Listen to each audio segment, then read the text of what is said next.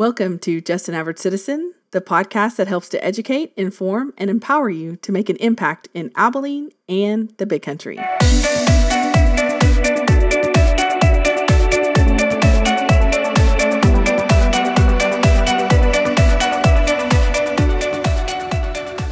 Thank you so much for joining me on this April 1st episode.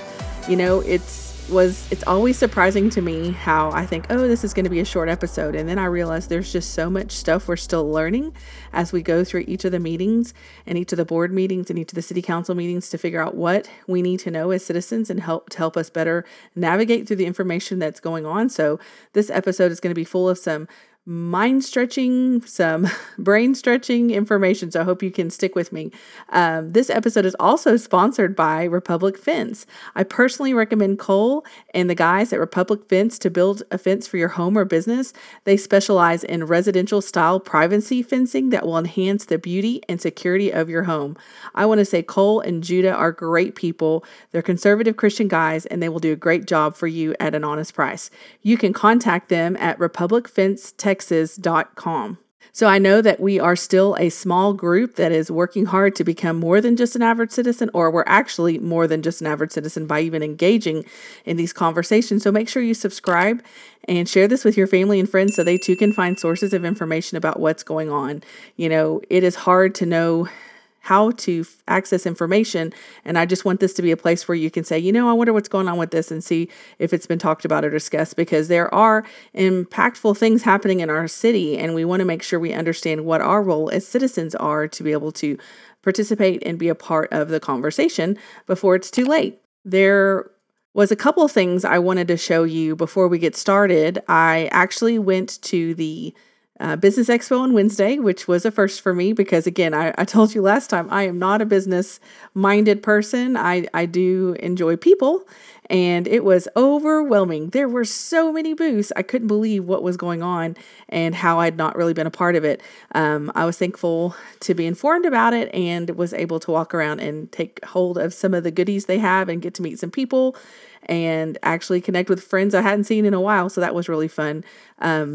It is a great connecting place, I will say that. But one of the things that tickled me was to see that the city had a booth. You know, they have their Building Community Together sign from the State of the City address. And then they had these two apps that you could actually download. And I've heard them talk about it, but I had forgotten about it. And so I wanted to let you know, I just looked up mobile apps on the city website, and they have what's called See, Click, Fix. So if you see something wrong with the city, your street or a street somewhere, you can just communicate on this to let them know where some problem areas are so they can hopefully get to them fairly quickly.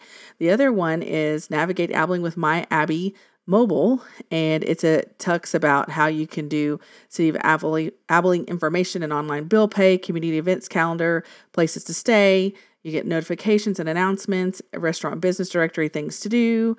And then if you use CityLink, there's Where's My Bus? Or I didn't realize even all these on here. There's the Echo Lane app, which helps with paratransit and evening service trips. Zip Zone app, which is a program they're trying. But anyway, I just wanted to let you know I was excited to see what was going on at the Business Expo. It was overwhelming, to be honest, though. So I couldn't, all the noise and all the talking, it was kind of crazy. But I think it's a great way to network and connect with other business like-minded people. I guess I don't know if every booth has to be with the chamber, but there's a lot of chamber people there. And I heard a lot of talks about red coats, even though until, I guess it was last time this year, I had no idea what a red coat was. That's how green I am in the business industry. But it was a good day, and I'm glad we got to do it. The other thing I wanted to show you was something that I've never really done before up until last fall. I actually have used the Freedom of Information Act, which is called a FOIA, and it's if you would like to know information or get documentation from things that have been shared publicly that you would like access to, then you fill out a form, and in 10 business days, typically they'll respond to you and give you the information. And so I just was really excited. I probably could have prepared this a little better. I was trying to find something exciting to show you, but I have all the presentation slides from the City Council retreat, which is good. One of the things I was really excited to get was, I guess I had something there that I wanted to show you, but this nuisance abatement, junk vehicle abatement, these slides I really wanted to be able to see because of all the information they had up there for how they resolve issues in our city, and it had a lot of good information, and it was really hard to see on that day, even though I think I tried to take some pictures. So it's just nice to be able to have these actual slides so that we can look and see what was actually shared, to refer back to things like where it said, the average length of time, we talked about this with the nuisance abatement, was 66 days in fiscal year 2022. And then in fiscal 23, it went down to 44 days. So they're doing a lot of improvement there. The other thing that was a big announcement at the city council meeting this week was the changes happening to Cypress Street and the streets around it. And so I just want to let you know, I went to the City of Abilene webpage and scrolled down, and there it is. It's right there, downtown Abilene, Texas. Cypress Street Improvement Project transforming Abilene City Core. And so it will tell you all the different closures. They're planning on doing some work from the first, I guess we're in quarter 2 and quarter 3 now for fiscal year 24. And then they're going to not be doing thing in the last quarter. And then they'll be doing some different things in different phases. We'll talk about maybe a little bit more. But anyway, so you can know the changes and where you'll have to go and how you'll have to navigate through there. And if you're a business owner, they said you should have already received contact, because they do have a downtown coordinator now who is telling people what is going on and communicating. And so they have all these, they don't have all the pictures, which I was kind of disappointed, because they showed a bunch of project pictures during the meeting, but they didn't have those in the packet, which I don't understand why they can't just throw those in. And maybe it's because they would have to add them individually. I don't really know, but that's okay. So that is just something that's worth looking into, especially if you navigate through downtown on a regular basis. You want to know what's going on and how to continue shopping at those stores, because we want to support a growing downtown, because our city is investing $9 million in the street improvements. So we've got to have some businesses thrive there. So it's important that we are connected and know how we can navigate through the changes as they're being improved. All right, I think that's all for now. Let's go ahead and move into the week in review. Like I said, I didn't really think there was a whole lot to talk about this week until I started looking at my notes, and I was like, man, there's so many things that we haven't talked about, that it's important that when we have these slow weeks that we can add more knowledge to our brains and our resources, so we can have information to connect things to when it comes along the way. And so I found out there was a visual arts jury board for Monday at noon. There really wasn't a lot on there, and it seems to me that there's not a lot of information. That this board seems to just be kind of they say yes. And so I'm not sure. I'll look into it more, because I'm learning as I go. But this one seems they bring information and everybody says yes, and then they leave. And I believe the meeting lasted 20 minutes or less. I mean, it was a very short meeting, and there was some dialogue, but it really seems to me that maybe people understand what's going on. And so I'm a newbie and I haven't got it all down, but they basically meet twice a year. Once in September, I would assume, to approve the sculpture for the calf, and once in March to approve the sculpture that they pick, or the art series, or whatever they use for this exhibit they do down North First and South First along the train tracks down closer to downtown. And so this year they're going to be using, that just jumped over. They're going to be using a used tire exhibit by Jack Massing. And so you can see the picture right there. It is near Abilene General Tire is right there on South First between State Street and North First is over here. There's North 5th Street. So I don't know if that's kind of near Velitas, or I think that's where that might be. Anyway, they're going to have it on the North First side. And so it's going to be a tire exhibit. And it was fun listening to the conversations. Have they ever had any kind of, material like this used before? Yes, they have. They had a Michelin tire man back in 2018, I believe. No, they had it a couple years ago at the zoo. But this series that they bring in art exhibits, kind of on a little tour, I guess you could say. They've been doing this since 1981. And so I didn't realize they actually changed them out, which I've noticed they've changed, but I didn't understand how that came about or what they did. So they just created some stipulations onto how big the tires exhibit was going to be so that they could be seen from the street. And they picked, that they wanted him to have his freedom. And then they decided on how to do it so they didn't have to actually call back another meeting, so that the artist could just do it and they could move on. So they said yes to this. There were some other projects that I don't think I showed you. One of them was a recommendation from, I believe, a very well-known sculptor in our town. And so They are bringing culture to Abilene, and that's not a bad thing. The only problem is I have noticed some marked differences. I can go to certain meetings and I've never been anything but who I am. I'm not a person who is, I try to be nice to everybody I go to. But this meeting I walked in and I sat down and no one acknowledged me.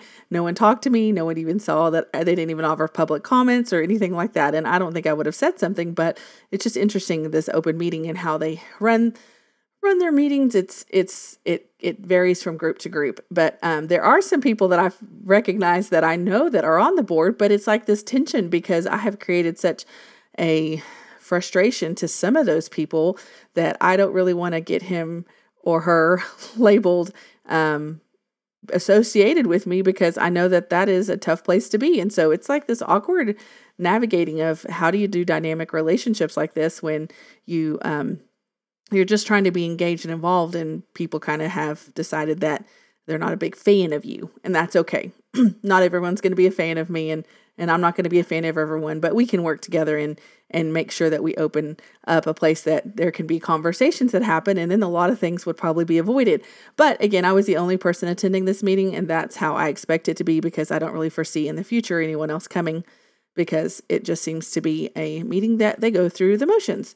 And I've done enough of these to know that's kind of how that works. It looks like. So I still haven't discovered the private entity of how we as citizens get involved in those places so that we can have healthy conversations. So right now it's basically, something that kind of is not a place that I feel like we really make a big difference as far as citizens go in those places. So let's move on to the next meeting. Was the Fireman's Relief and Retirement Fund Board agenda, and they don't have anything. And so one things I did notice, and I was going to try and zoom in here so I could read it a little better on their agenda. So they deal with stuff that have to do with needs of firemen, retirement issues, things like that. So let's see here. I did the wrong one again. All right. So they talked about the fiscal year 2023 financial audit by the action presented by Stacy McGee of Roberts and McGee. And they talked about how Roberts and McGee, there's a typo. I was like, what is that word? They need, for a CPA, they need $9,000 to prepare the annual audit. They considered the approval of a refund of contributions to Dylan Duggan, who resigned March 14th. Considered approval to terminate benefits to Jimmy who's passed away January 25th, 2024. And they discussed a possible action of an appointment of a citizen member. So I don't know what you have to be on the Fireman Retirement and Relief Board. Is that what it's called? Relief and Retirement Fund Board. But it's something you can apply to.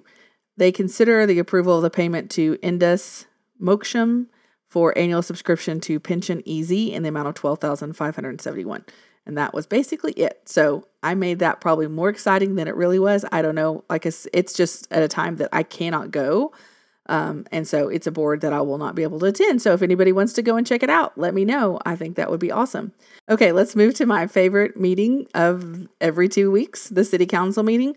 This one was a pretty short, sweet one. There wasn't a whole lot on the agenda except I think one item. However, several items were pulled from the consent agenda, which always makes me happy. So we had 3 agenda items that were pulled. Consent agenda items pulled, which means they were brought to discussion, and that was really awesome. So it took a little bit longer probably because we had some healthy discussions, which I think is always great. I think it's really good that we have some healthy back and forth, like thinking out loud, because it's important for us as citizens to know what's going on. And if everything's just approved with a blind, motion, then it's really hard to know how they got to that conclusion and all that stuff. So I do appreciate a little bit of the dialogue that happens. So they did a proclamation for the month of the military child, which I thought was great. Now let me see if I can find my spot. There you go.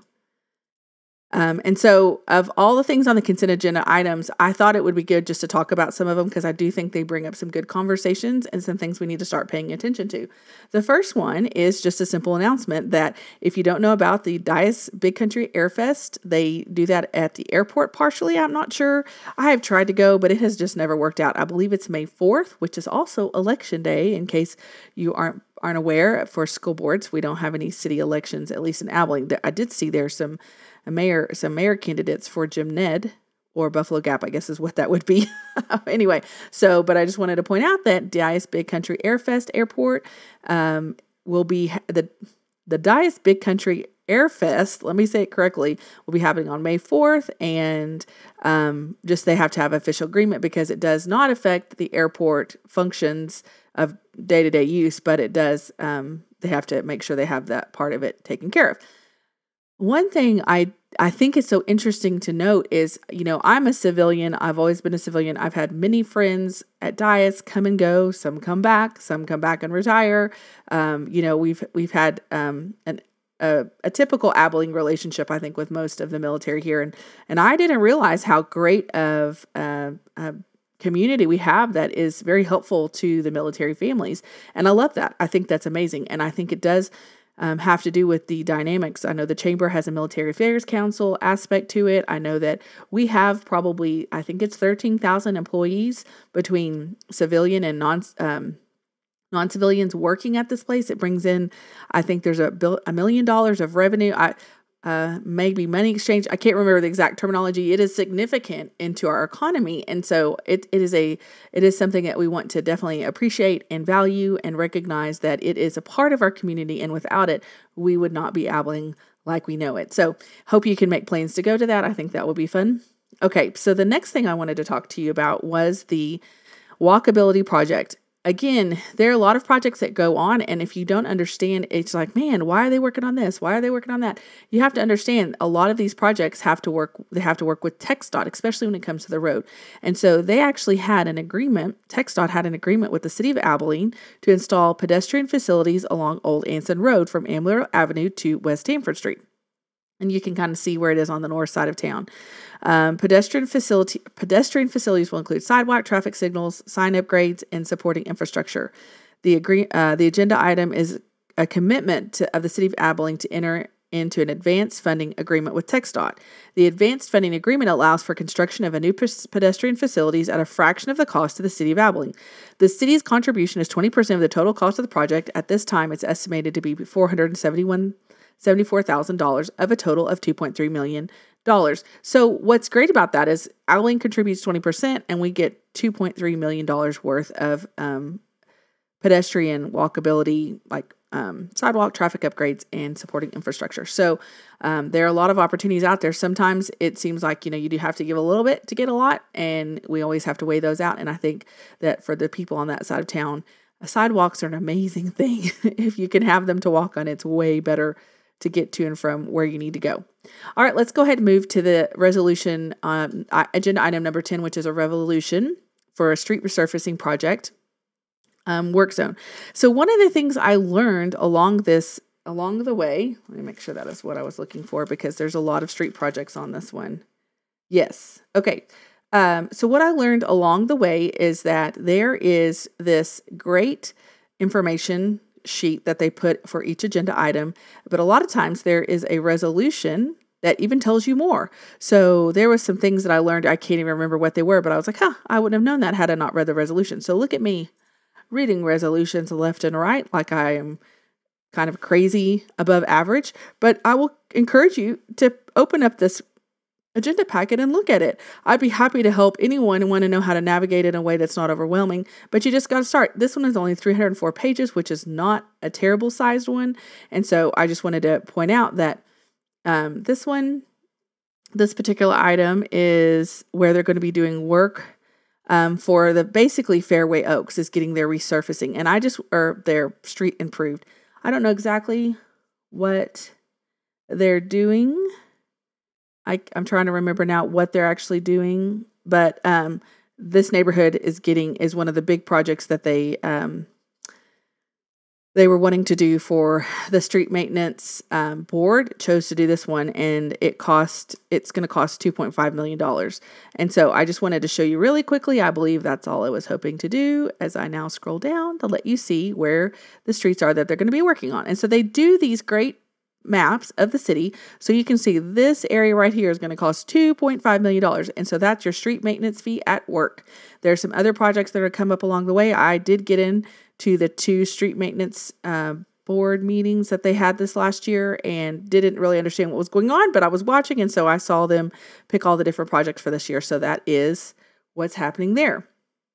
All right, so now we're going to go to Resolution 12. Now this one, I'm still learning a lot about, so I'm not going to try and make a hypothesis about something I'm not educated about. But these are the things that I think about when I see, because of what I have walked through and what I've listened and learned about. It's just stuff that I want to ask about. So this actually, agenda item 12 is a new traffic signal going between Antley and Memorial, which is over there near Hefsberger's. There's, I think, an eye surgery place, Subway. There's Fairway Oaks is right there. So they're going to put a traffic signal in here. And what was interesting to me is that this was being allocated through the street maintenance fee. And so that led me down a rabbit hole. I'm still not to the bottom of it. And I was just going to try and do some research so I could present some information. And I just wanted to let you know how I navigate through this. So I'm like, I thought the street maintenance fee was to repair streets and work on making sure our streets are drivable. I didn't know it included adding new light signals to the tune of $500,000. And so that's where I was like, what is exactly the street maintenance fee? And look here. I put things out of order, so I'll have to come back to that one. Okay. So I just Googled street maintenance. I Googled in the website up here where it has a search engine. I just said street maintenance fund. So I came and found this information that in January 2019, they began collecting a street maintenance fee paid by utility customers within the city limits for the purposes of establishing a fund dedicated to the management and the care of city streets. In the fall of 2019, residents saw work begin on the first project funded through the Development Corporation of Abilene's contribution to the street maintenance fund. So the DCOA is also contributing to the street maintenance fund. So here's where it gets confusing to me. And I'm trying to learn and I'm trying to have grace when I get frustrated. But it's like, okay, so we have a fund and we have a fee. What's the difference between the two? So I do think these are some important stats. Since 2016, $125 million. Let's see here. Actually, make him appear. The fee has raised $46 million since its inception in 2018. $28.5 million in the street maintenance fee funding, $17 million in separate city funds. So you can see there, DCOA general fund money has been spent on street maintenance. Since 2016, $125 million has been invested in roads from all funding sources, with the projected 2024 expenditures from the street maintenance fund at $14 million, which is interesting because I thought the street maintenance fee board only approved $7 million. So I would be curious to see where the rest of the $7 million comes from, if I'm remembering correctly, because I'm speaking off the top of my head. 26% of Abilene roads have been improved through funding sources since 2016. 179 miles of the city's 658 miles of roadway. So you can see all the work's done. This is called the rainbow map because it's all full of all the different rainbow things that they're doing. See, it says rainbow map of all repairs. You can find all the different fund project, linear project, neighborhood intersections. And so it looks like Antley and Memorial has already been worked on. I don't know if that's including... I don't know what that includes. It's not very informational, but there's some basic information, which is good. So here's all. So I clicked on, let me show you here. So I came down here and I looked at, let's see, what did I look at? They have different project work zones. This one's into A and into B. And so you can see all the different work zones that they're working on, and this is where they did it. You can see the areas it's located. I found another work zone. This was called S11B. Again, all the different neighborhoods that were resurfaced. And so I was like, so we have a street maintenance fee and we have a street maintenance fund. What's the difference between the two? So I brought out my trusty little budget and I thought, this is stuff that average citizens can do. We can find these answers. And I was doing pretty good. We have the maintenance fee here, which, the revised was $7.2 million. And that's where that $14 million is a new number to me because I was like, we only got $7 million. So, but it looks like contributions and donations, transfers in. So now I'll have to spend some time figuring out where that extra $7 million came from because I don't think that information's available through this budget. But now we know that there's $15 million, I guess. And so they expended maintenance and transfers out for the street project fund. And anyway, so you can look on here. But one thing I'm like, okay, where's the street project fund? And I couldn't find it in the book. in order to the budget to tell you more about it, because these are the things that I go, this should be pretty straightforward. It's a fund budget. I think I understand the general concept of it, but when they put stuff in here, it makes it confusing, because what is it? Is it the street project fund? How do they label that, and where can we find that information? And if I had no life, then I could probably get a lot of information from people, because I'd be spending all this time trying to ask these good questions.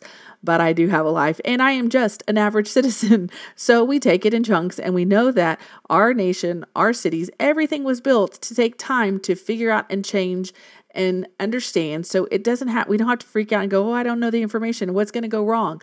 No, we just have to work the process, because this is a process that takes years to get through all these different things. It's not going to happen overnight, and therefore we can't learn it overnight. So let me encourage you to see that there's a lot of cool information in here that we can learn more about.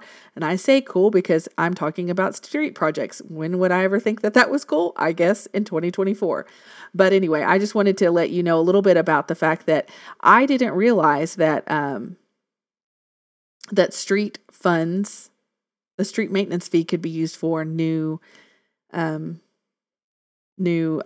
my gosh, what are they called? New traffic signals. And so that's something I thought to look into, because again, I would think, I would thought they were just for resurfacing streets, the street maintenance fee. And I would think they would use other funds to fund this project. And that's what I wish I could show you, but I'll have to show you another time because I can't find that website.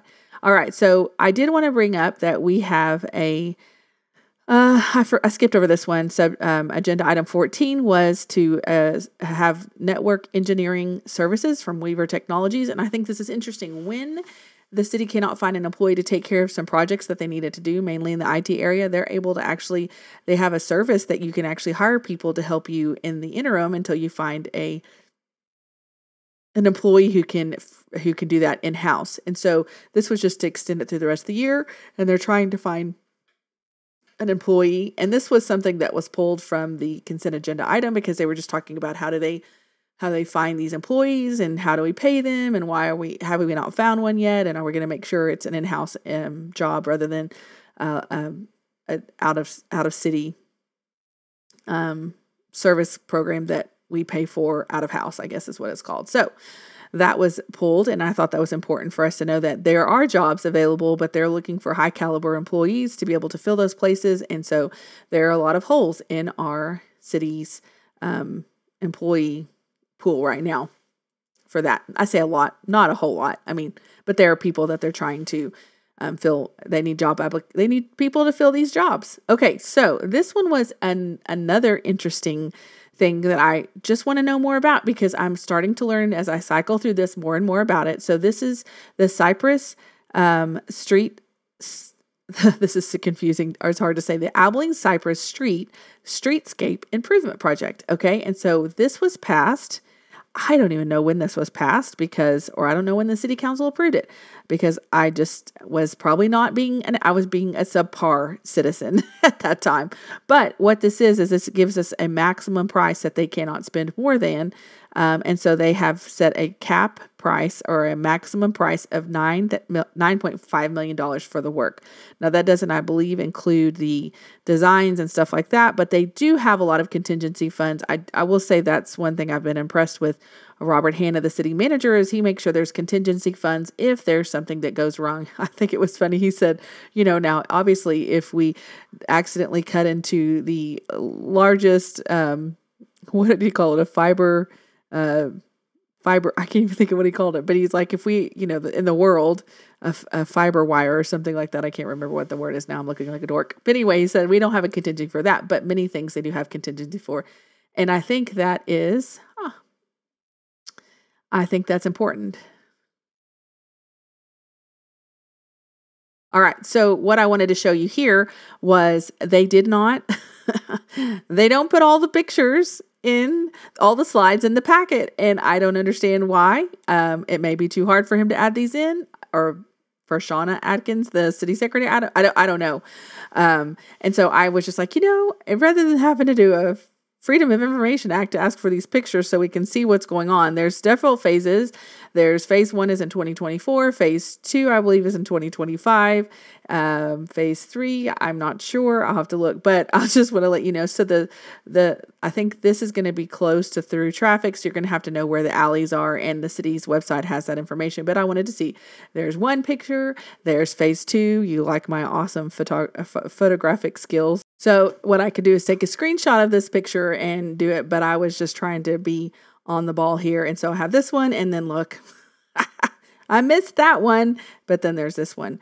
Phase 3B, which is taking place in quarter 2 and 3 of 2025. And you can see that. And they're trying to be mindful of businesses and helping them out. And so there was some good discussion about that. What I wanted to show you was, here are the sources and use. And again, this is me trying to help you understand where we're coming from and where we need to go in the future. So I'm looking at the fund sources. We have a series 2023 COs. And what I remembered when I was reading this was that they actually take out COs for the taxes that they'll get in this different TERS. Now remember, it's tax investment, tax increment reinvestment zone. Woohoo! There you go. This is TERS 2, which is 1,600 acres, which I think I have a slide for that. But I thought that's what that was, but there's no name on it. And I did ask him last summer in the budget, and I was like, it'd be great if you could actually label these so we would know that those are for. Anyway, and apparently there's some extra funds already in the account for TERS number 2. And so there's $7.6 million. They took out a certificate. I said it last time on our podcast, and I'm sorry, the last episode. It's a CO is a certificate of obligation. Now a CO is something they do not have to ask the ballot. They don't have to go to the ballot. They just decide to spend that money.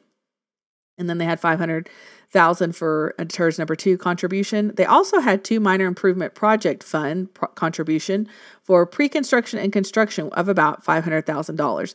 And then right here it says that they had some sidewalk funds specifically from a general obligation bond from Series 2017, which was a ballot initiative back in, I guess, probably 2016 of $1.5 million, which gives us a total project fund sources of $10 million, $10.3 million. All right, so here breaks down how they use the funds. And so the guaranteed max price is $9.5 million. I think the design pre-construction, and I'm not sure where the design fees, I'm learning how to read those. Anyway, so I think these are helpful. I wish they would have had these a long time ago so we could see what was going on, and then I would have time to talk about it. But when they just put them at the week of the meeting, there's no time. I've tried my hardest to read agenda packets. I mean, I'm probably one of the few citizens who've read almost every, if not every, agenda packet in the past year for sure, to see what's going on. And I have crazy busy Mondays and Tuesdays. And of course, the weekend I'm spending time with my family. So typically I don't get to it till Wednesday. Well, then it's really hard to email people and ask questions for a Thursday morning meeting. And so I just apologize. But there I am. I did actually ask a question about the TERS money because I just wanted to confirm that the CO was, the certificate of obligation was a TERS funding source and not just a general, not a general bond, but a bond that just came for no, they're expecting that certificate of obligation to be paid off by the taxes that they collect in the TERS funding. So, all right, let's go ahead and go to our next thing. Yes, I did want to show you this quickly. So if you go to the financial transparency, you can look at our bond HB 1378, which says they have to disclose our bond stuff. This is where right here you can see the General Obligation Bond Series 2023. I believe that's where the CO is, but this is where it gets a little tricky because it's 7.3, not 7.5. And is that what? That's, 7.6. So I don't know if that's the exact same number, but you can also see here, if we go to the top, make sure I get the right one, that total principal and interest on 7.3 is $11 million. So we're paying interest another $3 to $4 million on that bond series. And I don't know if that's covered by TERS. I think it is, and I'm pretty sure it is. But again, I'm still learning and growing, but I just wanted to let you see that this is the bonds that we have for our city. And you cannot read them if you print this out because I have. Look at how small that print is. So that is all, I think that's all the bonds we owe right now, all the debt we owe, certificate of obligation and general obligation. All right, so now let's go here to the Cypress Improvement Project. So they're going to talk about, this tells you all about the project. where it's going to be closed, how it's going to be funded. And again, this is a picture I wish I could have access to, but it's on the website. So you can look at it and see where it is if you need to navigate through there to get, say, like to the Paramount, I think. No, it's not to the Paramount yet. This is, I think that's Monk's right there and Bogies. And then the Paramount is down there. I think that's the office. Is that right across? I don't know. Or maybe it's not. I'm not sure. You'll have to look and see a little closer. I'm trying to help you out, and you don't need me to talk that much more about that. So let's go to the next thing. I did want to bring this up. This is kind of a, hey, did you know? I'm always curious about stuff. So the Borden, I think it's the Borden milk plant is what it is over there on Pioneer near the police station. It's been for sale forever, and I thought somebody bought it. And here they are coming with their first reading to ask for some improvement, some changes to some buildings they have on the property. It's going to be a single, oh goodness. Let me see here. Oh yeah. Senior multi-family facility. So I don't know what that means, but it'll be exciting to watch how they change that. And if they restore it and make that stick around, that would be really cool. Not really exciting and probably not super important, but I just wanted to let you know they're moving forward on that project, which makes me go, oh yeah, I remember that. Okay, so now to the big one, which I'm sure this is not that exciting to you. Maybe it's not. I don't know. I'm not going to try and spend too much time on it. But now we're getting some of the details. And now I understand why we're so confused about it. Because in February, the city was given information to say that they owed $4 million in not back taxes. That's not the right way. They need to reimburse a company that actually sued the state of Texas between 2011 and 2013 taxes. So this has been a long time going. But in February, they were given the information, hey, you owe us $4 million. We got to give back to this company. And that's kind of a little intimidating, I would think, as a person who works in large budgets. But $4 million, that's probably not cash on hand that you have to give back. And so thankfully, it actually was reduced to even, I think it's $3.1 million, and they have 42 months to pay it out. And so because of that, he's asking to amend some of the things in the budget, to revise the budget. They're going to do not a hiring freeze per se, but they're not going to be posting jobs. So basically a hiring freeze. They're not going to be posting the jobs that they have open right now because they're going to, here, I'll go to this slide. This will probably be the most helpful thing I can do. So they anticipated sales taxes revenue to be slowing. They said that as the green and black line come together, tax revenues go down a little bit. And so they had already kind of anticipated, but they expect it to go back up in the right direction, I guess, in the next one. So here I wanted to show you. So these are the things they're going to be working on to help work through this. Now, these are not like, oh my gosh, we've got to do this. These are things they're taking to make sure that we have the money we need to function as a city, which sounds very prudent. And I'm very impressed with how they're handling it. I can't imagine navigating through this. And now I understand why. The way he spoke at the special city council retreat was a little bit like, oh my gosh, it felt a little bit more heavy than I've noticed him to ever speak, the city manager. And so what they're going to be doing is they recommended and approved this already, that they're going to freeze positions to help with offset unforeseen expenses. Because like we said, there's positions that are really having a hard time finding people to hire. So they're going to freeze that $650,000. They're going to due to sales tax changes, they're going to also freeze $283,000, and then less unforeseen expenses and position changes. There's $517,000, and that gives a net personal savings of $416,000. So that's going to be kind of what they hang on to in order to make. I think the payments are like, oh my gosh, I don't know if it's like $58,000 or $86,000. Oh yeah, it's $56,000 a month. So they'll be paying $56,000, which doesn't sound like a bunch when you have like a 300. Maybe that's how much debt we have. I don't know how much our budget is, operating budget right now. My brain it's left me.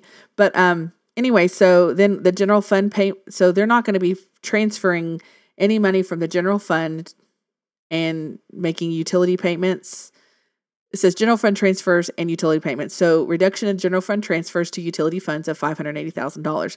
And what it was explained through the conversation is that they do actually have they have like a buffer or whatever. They have a little amount that they keep on reserve in that fund. And so it shouldn't affect it too much. It's just going to remove or reduce the extra amount they have in that fund. the ad valorem and sales tax. Ad valorem is property taxes, in case you've forgotten. Sales tax to the street maintenance fund of $500,000, and then they're going to reduce the amount they give to the minor improvement fund to 4.5, which is another 200,000 basically. So this general fund transfers and utility payments will be $1.3 million for a total recommendation of $1.7 million in reducing the budget to prepare for this. Now, they said that they've set it up so that if they see that this is not going to be as bad as they thought it would be, then they would obviously put these monies back in the place where they would go, and they would move about as they had originally planned. But it looks like they're just kind of halting projects, and mainly in personnel. And I hope that's not, personnel for the police officers, because I do know they're trying to hire, but I also know that they're having a hard time finding people to those positions.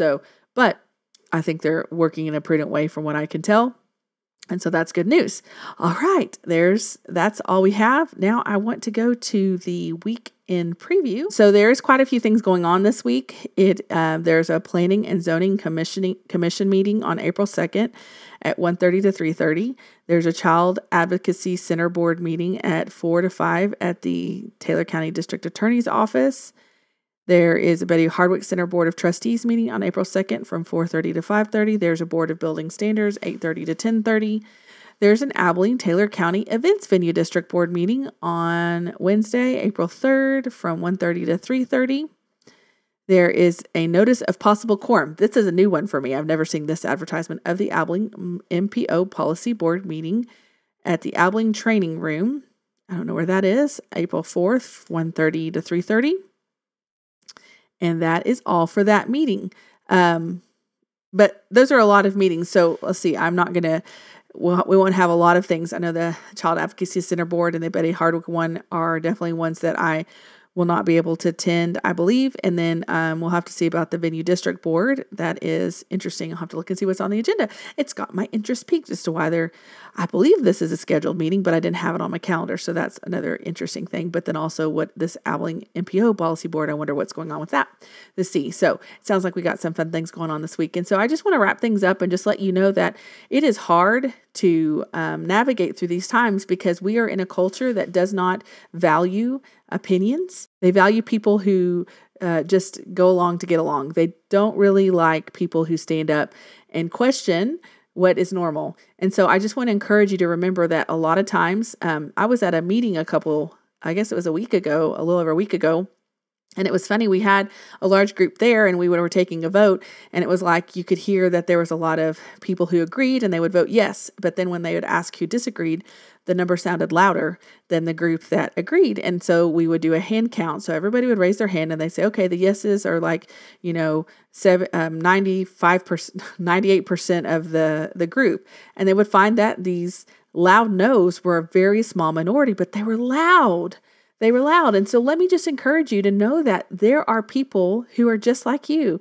They want to be engaged. They want to be involved, and they're okay with asking good questions and having conversations. But don't let those loud few people who are loud and are sometimes brash and rude make you feel intimidated. You don't have to make a loud stink. You don't have to be obnoxious. You can just be yourself. But I just want you to be encouraged to know that groupthink is destructive. And if we all just agree with everything and never question anything, then we're going to be in a bad situation, because how many of us trusted what our elected officials and what the medical professionals told us during this big thing with 2020.